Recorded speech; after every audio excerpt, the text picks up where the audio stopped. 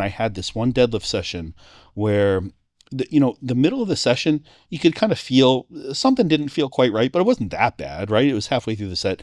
I think it was supposed to be 600 for 5 or something, on like a beltless stiff leg variation, something like that. And so like rep 2 or 3, I feel something kind of funky, but not enough to stop the set. And I finished the set. And I'm like, I feel fine. It was good, whatever. And then I still don't know exactly what I did on like a physiological basis, but that night, man, I am in the worst pain of my entire life. Like, I don't know that I clearly have some type of weird mentality, but I don't know that my pain tolerance was all that high. So I'm not saying like objectively the pain was inordinate, but it was more than I could handle.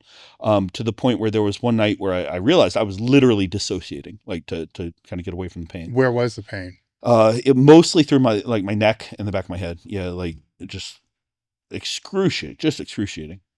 And so, I basically I get prescribed prednisone for the pain. At the same time, I'm dealing with, it's a period of 3 days, right, that I'm feeling like this, and I'm not even trying to train. I'm not doing anything. I'm basically comatose from this. Like it is beyond my tolerance. I don't know what to do. So I get prescribed prednisone, which does, like, within probably 36 hours, pain is gone, right? And then what I realize is the left side of my body, from my lat, which my lat's attached down near my hip, all the way up to my neck, does not work. And when I say does not work, can't do a push-up, can't pick up a coffee cup, can't get the muscle to contract. Like, you can't flex the muscle at all. And remember, like 3 days ago, I was pulling 600 for reps. Mm-hmm. So, I go to the doctor again, and they don't really know what's going on. And Kelly Starrett actually messaged, because I posted something about it. Kelly Starrett messages me, and he sends this guy over, Gary Reinhold, who is the guy who originally came out with hey, let's not ice injuries, let's let inflammation do his thing. So he comes over, and he's got the machine that they use for the pro baseball players, the Mark Pro. And basically it's a very high-tech stim unit type deal. And so he's putting these on me. He's like, look, this is going to get the muscle to contract. That'll get some blood flow to the area. That'll release the pain and everything. So he hooks me up to the electrodes. Nothing happens. Like, he's got this on full blast and not a darn thing happens. He puts it on the right side, the full contraction to the point where it's like a muscle spasm. Left side, it's like nothing is there. So he's like, I've never seen this before. I don't really know what's going on. And so he sends me, he's like, look, because the Mark Pro has little pads. He's like, look, you can replace the pads with needles. So if you got a guy and he can like dry needle you and attach the needles to the electrodes, that might work. So I did have a guy like that, and I apologize, man, I can't remember your name, but you helped me out big time. So he does that, and there's like the faintest twitches. And it's like, I think that's moving, maybe, kinda, but like there's almost nothing there, and it's still not. So you couldn't contract it if you were just trying to flex your pec or your lat, nothing. Absolutely nothing. Wow. Absolutely. Which, coming from a bodybuilder that knows how to contract, you know what I'm saying? That's a lot. Yeah. Right. Where any other athlete, maybe they know how to flex their pec or something like that. Yep. So there's nothing. And I have no idea. I have no idea what to do. So I go to, I go back to the doctor, and I get told, like, look, this tissue is going to be necrotic if you let it go. Like, we can do an MRI, but likely what's going to happen is that you're going to need a cervical fusion. Like, well, if I do that, my career's over, my strength career's over, right? Like, so I'm not going to do that. So like, what are my other options? Like, we don't have any other options for you. So I'm training at Sin City Iron at the time, which is Stan Efferding's gym. And so I'm going in there, and I was like, I got to figure out something to do, right? Like, I got to get these. I still haven't learned how to deal with my emotions. I'm like, I got to get these out somehow. And a guy named Jake Benson's at the gym. And we had met through Joe Sullivan, and we had talked a little bit before, but like, Jake's methods were very different than what I was used to. And I just kind of, ignored them completely. Because they were just too different, right? I wasn't open-minded enough about it. And I told him what was going on, because he's, he's kind of like a quiet guy, but clearly like very, very smart. And I told him, and he's like, yeah, I can help you with that. I was like, and that's like all he said. I was like, okay, will you help me with that? And he's like, yeah, sure. So remember, the left side of my body is not working. Jake drives me to the gym for 6 months to like take me through these sessions to get things like firing again. And we're able, like, within that 6 months to like actually get it working again, to the point where like the muscle will contract, but things aren't still quite right. There's still like some significant neurological issues kind of going on here. And it's been a process since then. So that was 2023. it's been a process, trying to kind of get back to full speed. What did these sessions look like from the jump? So at the very beginning, we were throwing a med ball back and forth, and I could throw the med ball with both arms, mind you, like probably 3 or 4 feet. And so Jake would stand about 3 or 4 feet away from me, and he'd toss me the med ball, and I could catch the med ball, and then I'd throw it back, and then he'd take one step back, and he'd throw me the med ball, and I'd throw him back, and then he'd take one step, and we do that until I couldn't get the med ball to him, and we just do that over and over and over again. And as we went, we got more and more, kind of complex with it. And most It's gotta be frustrating as hell, though. it was so frustrating. And it's like, you've talked a lot on the show about, kind of loss of identity. And it's one thing where it's like gradually over time you realize, hey, look, I'm not getting any stronger. I probably can't do it anymore. It's another one. It's literally overnight. And it's like, what is going on here? What's wrong with my body? Who am I? Like, it was rough. It was really rough. It was probably the single darkest time in my life.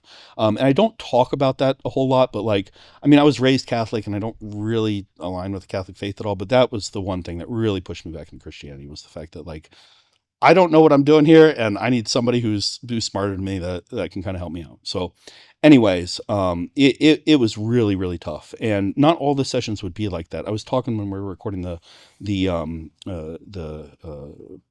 training video earlier. Sometimes I'll have the guys that I coach, sometimes I'll have them, hey, look, you're going to go into the gym. You're literally going to fuck around. Like, I want you to take a buddy, go do whatever machine feels right. Just get a pump, leave, don't think about anything. And a lot of my training was like that, because literally what we had to do was try to reprogram my brain so that the gym wasn't the be all and end all. Because when it is, your brain is holding so tightly onto, what keeps you safe, which is your training, that you're not going to ever be able to relax. Yeah. Meanwhile, you're doing this in the gym. Exactly. So there's a really good article, I can't pronounce the guy's name. I think he's like Finnish or something like that. But he talks about clenching as like a stress coping mechanism. And he says he sees this, and it can lead to these sorts of problems where it's like you have these bizarre dysfunctions because you're so used to like clenching your muscles to deal with stress.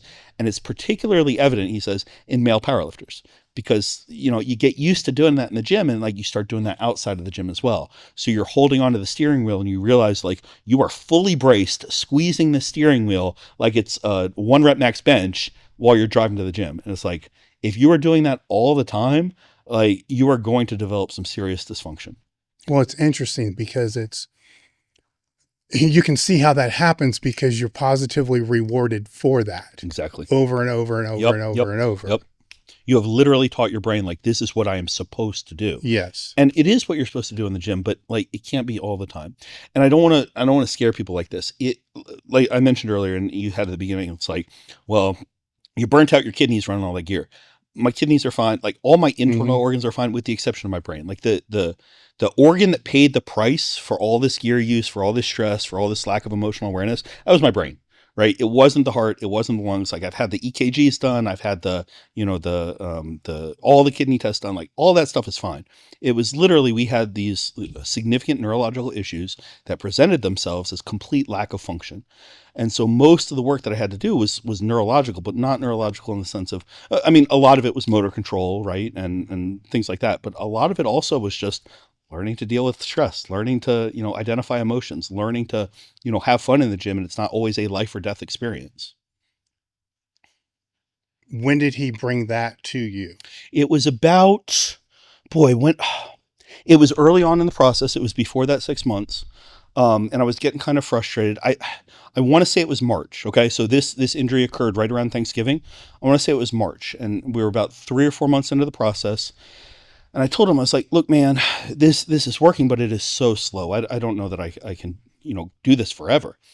And he's like, look, I don't like to tell people this because it can be really intimidating. But a lot of times, in order to overcome these types of injuries, you literally have to become a different person. And I'm like, I don't know that I can do that. And he's like, you can do it. It's just going to take a while. And it's taken a while, but I think if you talk to anybody close to me, I'm not the same person I was 4 years ago. So he ago. built the trust before he had that conversation, yes, because that conversation earlier would not have ended the same. Correct. Yeah. The analogy I like to make to that is, lifters will talk about lifting angry and stuff like that. And when you're younger, use what you have, right? But that's not the best thing, right? But if it's the only thing that you have, then use it. But while you're doing that, you're rewarding yourself for that. And if you continue to just use that when you get to a stronger point and you have to actually think while you're doing the lift, you can't, because you're angry.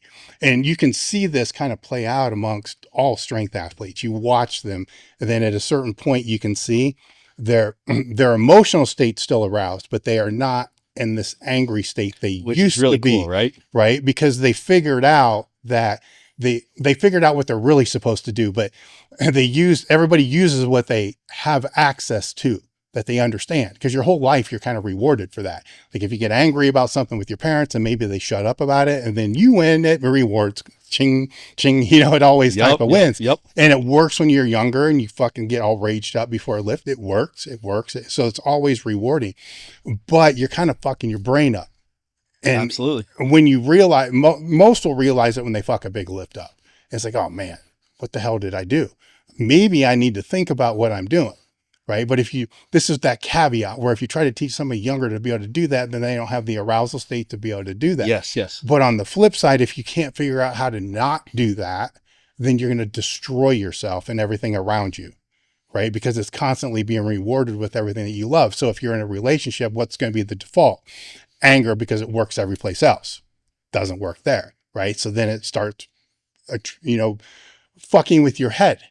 Right. Because this is not supposed to go this way. Yep. This is supposed to work. Right. And that's where if you don't have that trust built up, then the default, right, is if he would have presented that after like 2 weeks, fuck you, the anger default, absolutely, right? Because that's where the reward comes in, even though you're fucked up and you don't realize that's why you're fucked up. Yep. Right. It's crazy.